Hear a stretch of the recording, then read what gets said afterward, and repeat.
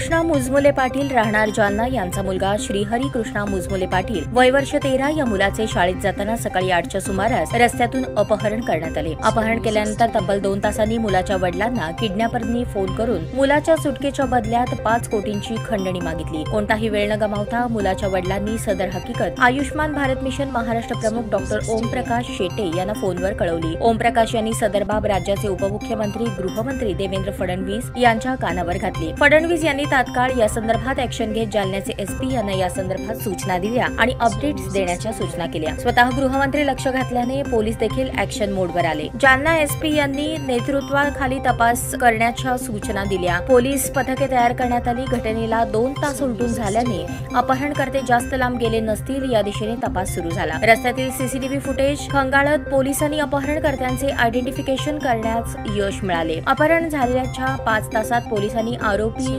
Identify केले। इकडे अपहरणकर्ते मुलाच्या वडिलांना फोन करून 5 कोटी रुपयांची खंडणी मागू लागले। 5 कोटी नाही दिले तर मुलाला एड्सचा स्टेरॉइड देऊन जीवे मारू अशी धमकी देऊ लागले। गरीब मराठा समाजातून छोट्या आयुर्वेदिक मेडिकलचा व्यवसाय करणाऱ्या मुलाच्या वडिलांनी अपहरणकर्त्यांना विनंती केली की माझ्याकडे एवढे पैसे नाही, 5 लाख रुपये देतो, पण शेवटी 10 लाख रुपये देण्याचे ठरवले। पोलिसांनी सगळी सूत्रे हातात घेतल्याने आरोपींचे लोकेशन ट्रेस करण्यास सुरुवात झाली, पण मुलगा सुखरूप राहिला पाहिजे या दिशेने पोलीस काम करत होते। 10 लाख रुपये देण्याचे ठरले असल्याने पैशांची व्यवस्था करून मुलाच्या वडिलांना थोड्या वेळापूर्वी 8:30 वाजता मंठा रोड डीमार्ट जालना या ठिकाणी येण्यास सांगितले। पोलिसांनी रचलेल्या सापळ्याप्रमाणे मुलाचे वडील 10 लाख रुपये घेऊन निघाले। त्या ठिकाणी गेल्यावर अपहरणकर्त्यांना 10 लाख रुपये देऊन मुलाला ताब्यात घेतले। पैसे घेऊन पळ काढण्याआधीच पोलिसांनी झडप घातली।